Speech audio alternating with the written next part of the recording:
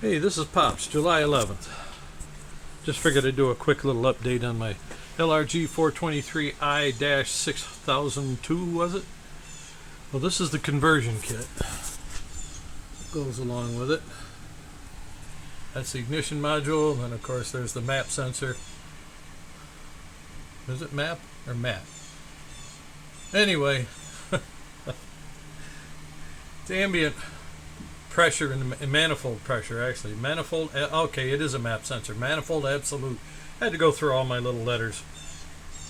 Next thing this thing has is the governor controller here and the governor there. This one also has propane. Now this is going to be the regulator heater. And over here is an electric lock-off. Now you see in the back there, that is the tachometer takeoff that goes into this harness, as well as the power connector in the back. The power connector is hooking into the harness. This kit that I got from Foley, which I forgot who produces it for them, there are 4 pins in their connector and 4 wires, but you take a look in the harness and they're connected together. That way I guess they can fit multiple units, whatever. Now when I'm cranking this thing, the governor arm is moving back and forth. But I run this on gas, so the propane's irrelevant. He just runs it on gas. Now the harness comes all the way over here. The rear harness is the one that has the speed sensor, crankshaft speed sensor, which is back there. If you take this out, you can just get in there and disconnect the thing. Now there is another speed sensor wire on here from the original, the first harness, but that doesn't fit the engine harness, but that doesn't fit. I don't know why they have 2 harnesses patched together, and they actually have 2. Yeah, you'll see them here, these 2 smaller ones. Yeah, this one's a tie-in. This one's the one from the rear. Now this is a loop. The lower one here is a loop from the original engine harness.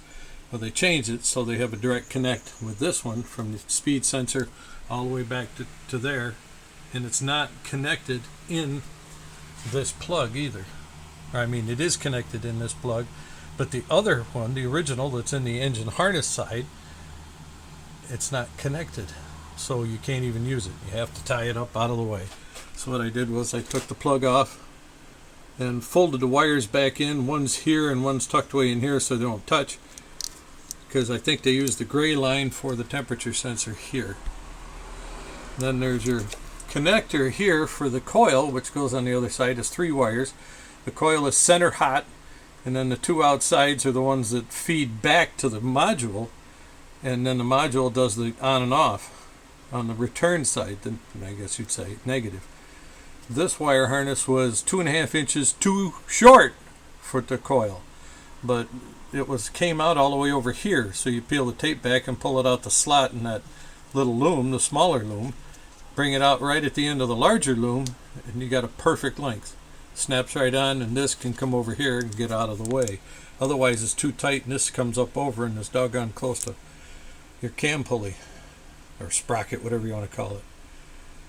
But we got it in. I had to check the fire, and I had swapped the spark plug wires when I was testing the coil, so that could have been ugly. And then I got those swapped around properly, fired right up nicely. The other thing I have a problem with is here in the battery. That's got to be connected and grounded right. He had poor grounds, poor connections. He just bought the machine, so it's not the customer's fault in any manner. They kept trying to start it and it kept misfiring. And the problem here is when you flood the engine, serious problem with this distributorless style, because number 4 and number 1 are on the crank going up and down together. So they fire compression and exhaust. So if it's exhaust, there's not a problem. If it's unburned gas and air, that's a problem. And 2 and 3 are the others.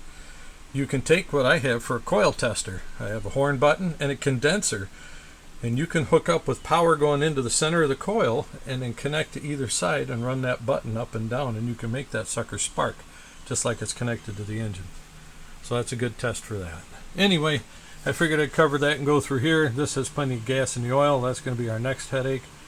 And getting filter, fortunately, is 1550 Napa, and I took a picture of the one for the air filter. And one more nut to tighten down, which means, well, I'll probably get his ladder out, climb up there and tighten one more nut down, and we're done. This has been a good day. Nope, that's not going to let me switch back. I only have a few seconds to do that. So anyway, this is Pops signing off, saying I had it running. What a good day it is just to have it running. Yeah, he's got to run it and be sure that everything is working okay.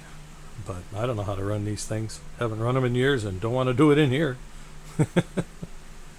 You folks have a good day. Yeah, the kit from Foley engine, just figure you're going to have to drop $2,500. Now, the last comical thing I'll mention, if you're running a gen set, they have a connector here for the gen set. If you don't have a gen set, you don't use it. This is the diagnostic connector and programming. So I had the guy at Foley ask the manufacturer of this stuff. And he says, well, yeah, you can access through that if you want to. Okay, how would you do it? And he doesn't know. Oh, and this is the switch that caught me. It wouldn't start. No, this one. I had it on propane. Put it over here in gas. Starts better. Anyway, there you are. This little engine has 4,000 hours on it. 4,400. That's a lot of hours for a gas engine. That design is 1974, went into production in the Ford Pintos and Mustang 2s. Modified for construction and commercial. Genie lift. Pretty good little motor. Catch you later, folks.